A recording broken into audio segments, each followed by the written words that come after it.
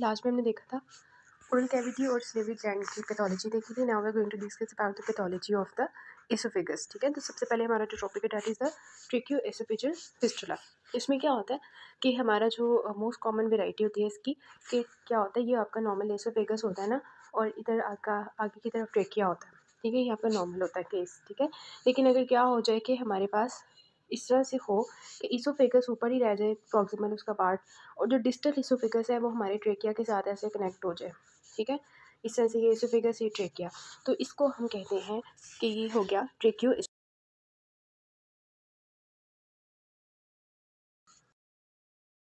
तो ऑब्वियसली जब इसोफेगस ऊपर वाला ऐसे रह गया हुआ है और डिस्टल वाला जो है वो ट्रैकिया के साथ ऐसे इसके साथ कनेक्टेड है, तो क्या होगा कि पेशेंट जो भी खाना खाएगा वो नीचे तो जाएगा नहीं, इधर ही फंस जाएगा ना, तो वो वॉमिटिंग होगी उसको। और ऑब्वियसली अगर कोई बच्चा है उसका मतलब कंजेनिटली केस होता है ना ये, तो उसकी वजह से क्या होता है कि बच्चा जो है उसकी एमनियोटिक फ्लूइड जो होता है वो बैलेंस नहीं होता, और वो उसकी एमनियोटिक कैविटी के अंदर भरता जाता है, जिसकी वजह से बच्चे को क्या होता है, पॉलीहाइड्रोमनियोस हो जाता है। ठीक है, और उसका जो एब्डोमेन होता है वो डिस्टेंड कर जाता है और एस्पायरेशन ऑफ कंटेंट्स हो जाती है कि एसोफेगस का ये जो ऊपर वाला पार्ट होगा, यहाँ से जो कंटेंट्स होंगे जब वो खाना खाएगा तो वो वहाँ से बैक फ्लो करेगा इनटू द ट्रैकिया। ठीक है, तो ये हमारे पास ट्रेकियोएसोफेजियल फिस्टुला होता है कि कंजेनिटल डिफेक्ट होता है ये, जिसमें क्या होता है कनेक्शन रह जाता है एसोफेगस और ट्रैकिया के दरमियान में।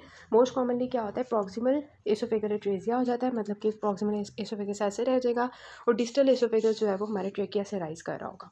इसमें क्या होता है, पेशेंट को वॉमिटिंग होगी, ऑब्वियसली पॉलीहाइड्रोमनियोस होगा, और एब्डोमिनल डिस्टेंशन और एस्पायरेशन होगी। Next we have the oesophageal web. इसमें क्या होता है कि जो हमारा इसोफेजियल म्यूकोसा होता है ना, वहाँ से एक प्रोट्रूजन निकलती है मोस्टली अपर एसोफेगस से। ठीक है, और उसकी वजह से मतलब यह कि इसोफेगस ऐसे है ना, तो इसोफेगस में एक वेब टाइप बन गया। अब जो भी खाना खाएगा वो इसोफेगस में नीचे की तरफ नहीं जाएगा, और ऑब्वियसली इसमें पेशेंट डिस्फेजिया की कंप्लेन करेगा। ठीक है, और इसकी वजह से क्या होता है कि कॉन्स्टेंटली हमारे पास जो है ना प्रेशर पड़ रहा होता है वो इसोफेगस की वॉल्स के ऊपर, तो उसकी वजह से इसोफेजियल स्क्वेमस सेल कार्सिनोमा होने का खतरा होता है। ठीक हो गया। उसके बाद जो है प्लेमर विंसन सिंड्रोम भी इसमें होता है, जिसमें क्या होता है, मतलब ये प्लेमर विंसन सिंड्रोम होता है, जिसमें क्या होता है कि पेशेंट क्योंकि खा नहीं पा रहा होता इसोफेजियल वेब की वजह से, ठीक है, तो उसकी आयरन डेफिशिएंसी एनीमिया हो जाता है उसको, बिकॉज वो उसको उसकी जो न्यूट्रिएंट्स की डिमांड है वो पूरी नहीं हो रही होती। और इसके अलावा विटामिन B12 की अगर डेफिशिएंसी हो जाएगी तो उससे उसकी जो टंग होगी वो बीफी रेड हो जाएगी। ठीक है, ड्यू टू एट्रोफिक ग्लोसाइटिस। ठीक हो गया। तो इसमें जो है हमारे पास ये होता है कि एसोफेजियल वेब जो है थ्रीन प्रोट्रूजन होती है एसोफेजियल म्यूकोसा की, मोस्टली अपर एसोफेगस में होती है और डिस्फेजिया के साथ पेशेंट कंप्लेन करता है। और इसमें क्या होता है, एसोफेजियल स्क्वेमस सेल कार्सिनोमा होता है, उसका इंक्रीज रिस्क होता है। प्लेमर विंसन सिंड्रोम क्या होता है, जिसमें पेशेंट को साथ में एसोफेजियल वेब के स्वीयर आयरन डेफिशिएंसी एनीमिया हो जाती है, बीफी रेड टंग हो जाती है। ठीक हो गया, तो ये इसका है हमारे पास एसोफेजियल वेब। उसके बाद आता है, इसके बाद में सारी पिक्चर्स मैं आपको दिखाऊंगी। ठीक है, ज़ेंकर डायवर्टिकुलम क्या होता है कि इसमें आपको पता है ना, हमारे जो दो मसल्स होते हैं, मतलब जो है मसल्स होते हैं हमारे यहाँ पे ऐसे करके ना, तो वो कहते हैं उनको फ्रिंजियल मसल्स होते हैं, थायरॉइड फ्रिंजेस होते हैं, क्रिको फ्रिंजेस, ऐसे कुछ मसल्स होते हैं। तो उनके दरमियान में ना एक मैं आपको इस पिक्चर्स भी दिखाऊंगी कि क्या होता है कि वो जो एरिया होता है बहुत ज़्यादा वीक होता है। ठीक है, तो वहाँ से क्या होता है, आउटपुटिंग हो जाती है फ्रिंजियल म्यूकोसा की। एक वाइड डिफेक्ट होता है, इसको हम फॉल्स डिवर्टिकुलम भी कहते हैं, बिकॉज इसमें सारी वॉल्स जो है सारी साइड से वॉल्स नहीं, डिवर्टिकुलर नहीं होता, बस एक साइड से ऐसे डिवर्टिकुलर निकल आता है। ठीक है, और ये कहाँ पे अराइज़ करता है, ये मोस्टली जो एसोफेगस और फेरेंक्स का जंक्शन होता है ना, वहाँ पे अपर एसोफेजियल स्फिंक्टर का, वहाँ उसके थोड़ा सा ऊपर करके ये अराइज़ करता है। ठीक है, और ऑब्वियसली इसमें भी क्या होगा कि सारा खाना जो वो पेशेंट खाएगा, ठीक है, उसका खाना ये इस सैक के अंदर एक्यूमुलेट होना शुरू हो जाएगा, बजाय इसके कि वो नीचे जाए, तो उसकी वजह से पेशेंट को डिस्फेजिया होगा, ऑब्स्ट्रक्शन हो जाएगी। ठीक है, और बैड ब्रेथ होगी, क्योंकि खाना उसका सारा इसके अंदर फंसता जा रहा है, तो उसकी वजह से वहाँ पे स्मेल क्रिएट हो जाएगी और पेशेंट की जो ब्रेथ होगी उसमें से स्मेल आ रही होगी। ठीक है, इसकी मैं पिक्चर आपको दिखा देती हूँ। उसके बाद है मेलेरी वी सिंड्रोम। मेलेरी वी सिंड्रोम में क्या होता है कि जो हमारे पास गैस्ट्रो ईसोफेजियल जंक्शन होता है, जहाँ पे स्टमक और एसोफेगस मीट कर रहे होते हैं, वहाँ पे क्या होता है कि जो मिकोजा होती है ना, वहाँ पे उस वॉल की, ठीक है, वहाँ पे ना लेसरेशंस होती हैं लॉन्गिट्यूडनल। ठीक है, उसकी वजह से फिर यहाँ पे भी क्या होगा पेशेंट को कि प्रॉब्लम, मतलब बहुत ज़्यादा ना पेनफुल हेमेटोमेसिस स्टार्ट हो जाती है पेशेंट को। अच्छा, तो इसमें होती किस वजह से है ये? इसकी बहुत इंपॉर्टेंट कॉज़ ये होती है कि पेशेंट जो है वो अल्कोहल ले रहा था, या बुलीमिया के पेशेंट्स आपको पता है वो जो है उनको वो थोड़ा-सा खाते हैं तो उनको लगता है हमने बहुत ज़्यादा खा लिया है, तो वो जो है ना फ़ोर्सफुल मतलब अपनी तरफ से ना कोशिश कर रहे होते हैं किसी तरह वॉमिटिंग आए। तो वो जो भी खा रहे होते हैं ना तो वॉमिटिंग स्टार्ट मतलब फ़ोर्सफुल वॉमिटिंग करते हैं, खुद करने की कोशिश करते हैं। तो वो जो सीवियर वॉमिटिंग होती है ना, एकदम से नीचे से स्टमक में से जो है फ़ोर्सफुल वॉमिटिंग बाहर आएगी। तो वो जो गैस्ट्रोएसोफेजियल जंक्शन होगा उसकी वॉल्स के ऊपर वो जो है ना मतलब लेसरेशंस क्रिएट करेगा, ठीक है, फ्रिक्शन की वजह से। तो ये एक्चुअली होता है हमारे पास बैलरी वी सिंड्रोम। इसमें बहुत इंपॉर्टेंट जो आपका एमसीक्यू आता होता है, हमें भी आया था कि बोर हैवी सिंड्रोम जो है वो क्या होता है। तो बोर हैवी सिंड्रोम का एक्चुअली रिस्क इसमें ज़्यादा हो जाता है। उसमें क्या होता है, हमारा एसोफेगस रप्चर कर जाता है, ठीक है, जिसकी वजह से क्या होता है कि जो एयर होती है वो मतलब leading to the air in the mediastinum and the subcutaneous emphysema, ठीक है। तो ये इसका जो है हमारे पास रिस्क होता है। दिस इज़ जो एमसीक्यू के फोर्सफुल वोमिटिंग की वजह से ये वाला जो है सिंड्रोम क्रिएट होता है, रप्चर ऑफ एसोफेगस का खतरा होता है, इसको हम बोर हैवी सिंड्रोम कहते हैं, ठीक है। अच्छा, उसके बाद एम्फिसीमा का भी खतरा होता है। इसमें होता क्या है कि जो एयर बबल्स होते हैं वो हमारी स्किन के नीचे जमा हो जाते हैं, ठीक है, और उनकी क्रैकलिंग साउंड आ रही होती है। फिर होते हैं हमारे पास एसोफेजियल वेराइसिस। ये एसोफेजियल वेराइसिस के बाद में मैं आपको पिक्चर्स दिखा दूँगी, फिर एक दफ़ा रिवाइज़ हो जाएगा इंशाल्लाह। तो एसोफेजियल वेराइसिस क्या होती है कि आपको पता है जब भी हमारे लंग्स के मतलब लिवर हमारा ख़राब होगा ना किसी भी वजह से, तो उसके अंदर क्या होता है, पोर्टल वेन जो होती है ना लिवर की, वो नहीं मतलब ब्लड लेके जा रही होती लिवर के अंदर, क्योंकि लिवर ख़राब है, फॉर एग्जांपल लिवर सिरोसिस हुई हुई है। तो अब पोर्टल वेन जब उसके अंदर ब्लड नहीं लेके जा रही होगी लिवर के अंदर, तो वो पोर्टल वेन से बैक फ्लो होगा ब्लड का, ठीक है, पोर्टल हाइपरटेंशन क्रिएट होगी।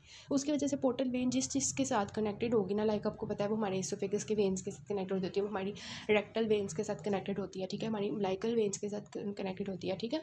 तो पोर्टल वेन हाइपरटेंशन के केस में जब बैक फ्लो होता है, तो अगर एसोफेगस की तरफ बैक फ्लो होगा तो एसोफेगस की जो वेन्स होंगी वो डायलेट हो जाएंगी, ठीक है। तो इसको हम कहते हैं एसोफेजियल वेराइसिस। जब वो डायलेट होंगी कोई एक वक्त आएगा कि वो फट जाएंगी, उनमें से ब्लीडिंग जो है बहुत ज़्यादा होना शुरू हो जाएगी और हेमाटोमेसिस स्टार्ट हो जाएगी, ठीक है, ब्लडी वॉमिटिंग स्टार्ट हो जाएगी। तो यही होता है एसोफेजियल वेराइसिस के जो लोअर एसोफेगस का पार्ट होता है ना, वहाँ पे सब म्यूकोजल जो वेन्स होती हैं वो डायलेट कर जाती हैं।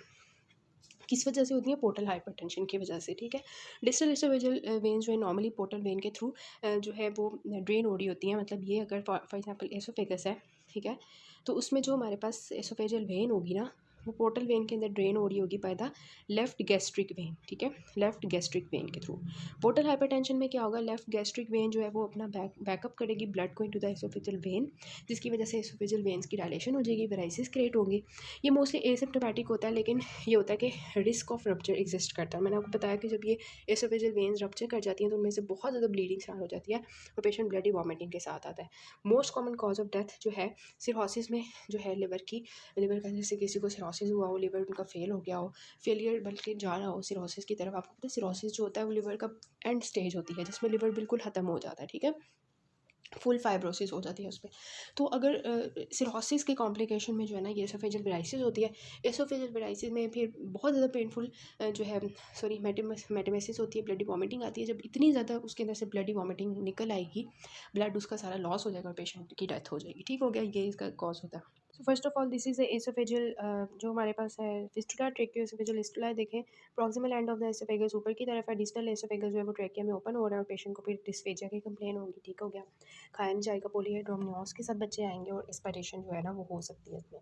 यही बात की हमने, ठीक है। उसके बाद ये वाली जो एसोफेजियल वेब फॉर्मेशन हुई हुई है, यहाँ पे एसोफेजियल वेब्स हैं, जिसकी वजह से क्या होता है कि बेरियम एसोफेगम हम करवाते हैं तो उससे हमें ये नज़र आते हैं वेब्स। तो ये एक्चुअली हमारे पास प्लमर विंसेंट सिंड्रोम का एक होता है, जिसमें पेशेंट से कुछ खाया नहीं जाता और उसको फिर आयरन डेफिशिएंसी हो जाती है और बीफी रेड टंग होती है उसकी, ठीक हो गया। और ये एक्चुअली जेंकर्स डायवर्टिकुलम है, जो मैंने आपको बताया कि ये एक्चुअली यहाँ पे जो है पीछे की तरफ फेरिंग्स में जो है ना ये ओपन हो जाता है। इसमें सारा जो भी खाना हम खाते हैं इसमें जमा होना शुरू हो जाता है, जिसकी वजह से पेशेंट को जो बैड ब्रेथ आती है, ठीक है, डिस्फेजिया और ऑब्स्ट्रक्शन होती है। ये एक्चुअली वो वाला पार्ट है, मैंने आपको बताया थायरॉइड कार्टिलेज, ये हमारे पास क्रिकोइड कार्टिलेज है, नीचे ट्रैकिया स्टार्ट हुआ हुआ है, ठीक हो गया। तो ये जो हमारे पास इंफीरियर फ्रेंजियल मसल होता है ना, इंफीरियर कंस्ट्रक्टर मसल और क्रिको फ्रेंजियस मसल, ये दोनों मसल्स होते हैं, इनके दरमियान में एक ट्राइंगल होता है जिसको हम कीलियंस ट्राइंगल कहते हैं। ये जो कीलियंस ट्राइंगल होता है ना, ये एक्चुअली हमारे पास ऐसा एरिया होता है जो कि बहुत ज़्यादा वीक होता है, ठीक है। तो इसमें से ईजिली कोई भी आउट पोचिंग जो है वो बाहर आ सकती है बन के। तो एक्चुअली जेंकर्स डायवर्टिकुलम यहीं से हमारे पास जो है ना ऐसे करके बाहर आ जाता है, ठीक हो गया। तो ये बात थी। उसके बाद हमने बताया कि बोर हैवी सिंड्रोम होता है, ये हमने बताया था मेलरी वेज स्टीयर। अभी मैंने बताया था कि अगर बहुत ज़्यादा पेनफुल मतलब बहुत ज़्यादा फोर्सफुल कोई बंदा वॉमिटिंग करता है ना, तो जब एकदम से फोर्सफुली बाहर वॉमिटिंग आती है ना, तो यहाँ पे जो एसोफेजियल का स्टमक का जंक्शन होता है ना, यहाँ पे बहुत ज़्यादा ज़ोर से फ्रिक्शन होती है, जिसकी जैसे यहाँ पे लेजरेशंस क्रिएट हो जाती है। इसको मेलरी वेज स्टीयर कहते हैं, ठीक है। और अगर हमारे पास बोन हैवी सिंड्रोम हो जाता है, जिसमें इसी की वजह से फोर्सफुल वॉमिटिंग की वजह से जो एसोफेगस होती है उसकी वॉल रप्चर हो जाती है, ठीक है। तो ये आपका एमसीक्यू भी था, मैंने आपको बताया था। उसके बाद ये एक्चुअली एसोफेजियल पिराइसिस हैं, जिसमें क्या होता है एसोफेगल की जो वेन्स होती हैं वो डायलेट कर जाती हैं।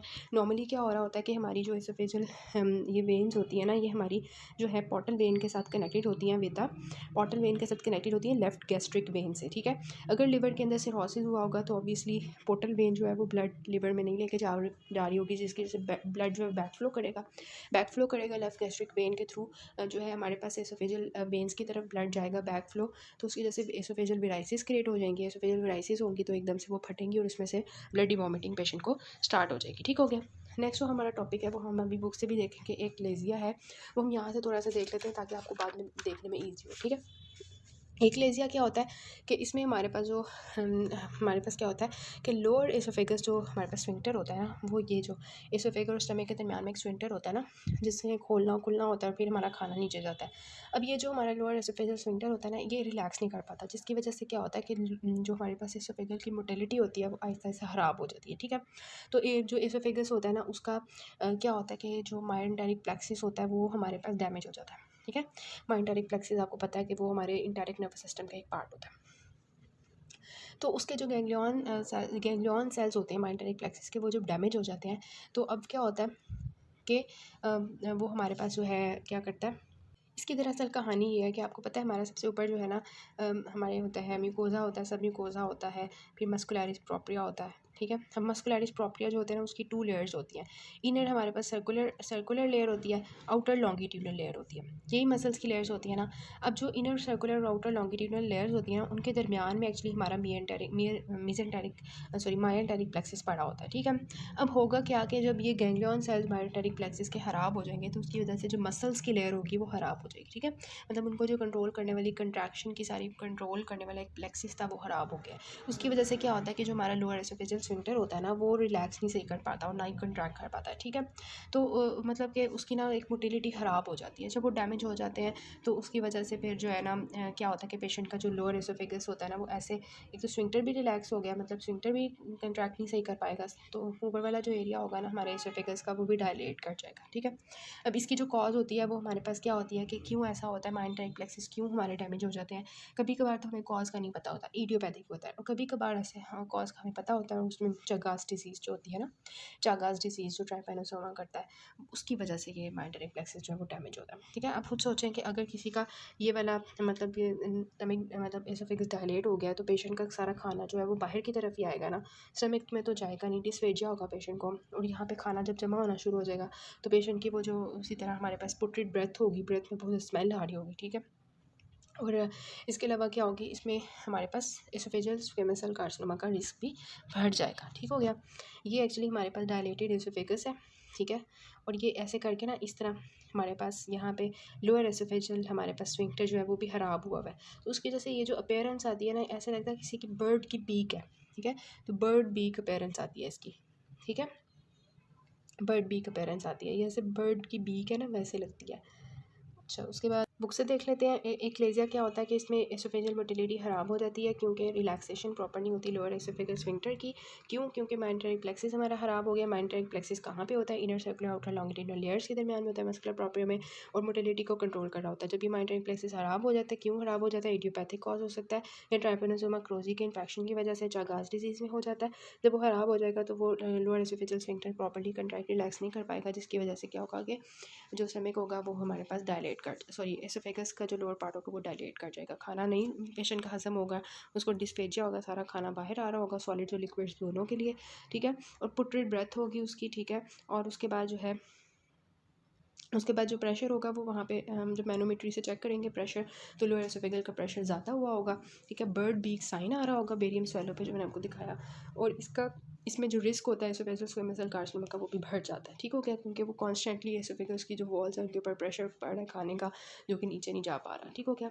उसके बाद गर्ड आता है। गर्ड जो होता है इसमें क्या होता है कि रिफ्लक्स होता है एसिड का स्टमक से बैक टू द इसोफेगस। क्यों? क्योंकि लोअर एसोफेगस की टोन खराब हुई हुई है। ठीक है, सारा खाना बाहर आ रहा होता है, जिसको हम गर्ड कहते हैं। इसके रिस्क फैक्टर्स क्या होते हैं कि पेशेंट जो अल्कोहल पीते हैं, टोबैको, ओबेसिटी या फैट रिच डाइट लेते हैं या कैफीन लेते हैं, या हेटल हर्निया। हेटल हर्निया क्या होता है कि जिसमें हमारा जो डायफ्राम होता है ना, इस तरह करके ना यहाँ पे आगे हम बल्कि इसमें नहीं है, ऐसे होता क्या है कि ये हमारे पास इस तरह से है ना, तो हेटल हर्निया में क्या होता है कि वो इस तरह से मतलब हर्निया हो जाता है ना ऐसे डायफ्राम का ऊपर की तरफ इस तरह से। तो उसमें मतलब उस केस में भी जो है ना लोअर एसोफेगस जो है उसका मतलब स्फिंक्टर खराब हो जाता है। ठीक है, जब खाना पीछे की तरफ आएगा तो पेशेंट को हार्ट बर्न होगी, पेशेंट को जो है वो कफ हो सकती है, एस्मा हो सकता है। ठीक है, और damage to the animal of T, जब वो एसिड मतलब स्टमक का एसिड जो है वो जब पीछे की तरफ ऊपर की तरफ आएगा तो हमारे दांतों को भी खराब करेगा। ठीक हो गया, और खाया कुछ भी नहीं जाएगा, अल्सरेशन हो जाएगी, स्ट्रक्चर हो जाएगी, बैरेट एसोफेगस हो जाएगा। बैरेट एसोफेगस क्या होता है कि आगे हम पढ़ते हैं। बैरेट एसोफेगस क्या होता है कि इसमें मेटाप्लेजिया हो जाता है हमारे लोअर एसोफेगस म्यूकोसा का। अब पहले वो जो हमारे पास स्ट्रेटिफाइड स्क्वेमस एपिथेलियम का बना हुआ था, वहाँ पे मेटाप्लेजिया हो जाएगा, कांस्टेंट प्रेशर कांस्टेंट स्ट्रेस पड़ के उसके ऊपर, उसकी वजह से। ठीक है, अब वो जो स्क्वेमस एपिथेलियम थी वो कोलमनर एपिथेलियम में चेंज हो जाएगी, जो इंटेस्टाइनल एपिथेलियम होती है, गोबलेट सेल्स वाली। ठीक है, तो ये क्यों होता है? क्योंकि आपको पता है जब भी हमारी कॉन्स्टेंटली किसी के ऊपर कोई स्ट्रेस पड़ रहा हो एपिथेलियम के ऊपर, तो वो अपने आप को मेटाप्लास्टिक कर लेती है, अपने आप को चेंज कर लेती है एक एपिथेलियम से दूसरी। तो यहाँ पे भी यही हो रहा है। गर्ड का पेशेंट है, उसको कॉन्स्टेंटली उसका लोअर एसोफेजियल स्फिंक्टर रिलैक्स नहीं हो रहा, खाना उसका नीचे जा नहीं रहा, खाना उसका बैक फ्लो कर रहा है ऊपर की तरफ, तो वो कॉन्स्टेंटली क्या करेगा कि हमारी वॉल्स को रप्चर करेगा। ठीक है, तो वो वॉल्स के ऊपर जब स्ट्रेस पड़ेगा तो उनकी जो एपिथेलियम होगी उनके ऊपर जब स्ट्रेस पड़ता जाएगा तो वो अपना मेटाप्लेसिया हो जाएगा उनका। ठीक है, किसमें? इंटेस्टाइनल मेटाप्लेसिया। ठीक है, और इसकी वजह से फिर पेशेंट को डिस्फेजिया होगा और एडिनोकार्सिनोमा का खतरा होगा।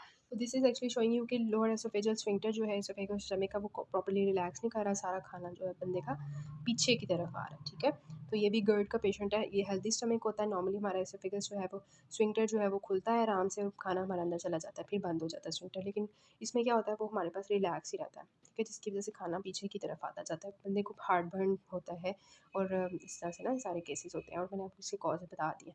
इसमें भी देखें लोअर एसोफेगल स्फिंक्टर खराब है, इसकी से सारा जो स्टमक का कंटेंट है वो पीछे एसोफेगस की तरफ गले में आएगा। ठीक है, और उसकी वजह से डिस्फेजिया होगा, फिर दांत भी खराब होंगे पेशेंट के, और इस तरह से। अच्छा, उसके बाद ये बैरेट एसोफेगस है। इसमें बताया हुआ है कि नॉर्मल स्क्वेमस एपिथेलियम होती है, लेकिन कॉन्स्टेंटली इंजर हो के ना हमारा जो लोअर एसोफेगस होता है उसमें जो नॉर्मल स्क्वेमस एपिथेलियम होती है वो कोलमनर में चेंज हो जाती है। ठीक है, गोबलेट सेल्स वाली जो इंटेस्टाइनल होती है, इसमें भी देखें कितना चेंज आया है। लोअर एसोफेगस नॉर्मली ऐसे होता है, बैरेट एसोफेगस में ऐसे वेलवेटी सा रेड सा हो जाता है। ठीक है, तो ये था। बाकी जो कैंसर है वो हम नेक्स्ट पार्ट से करते हैं।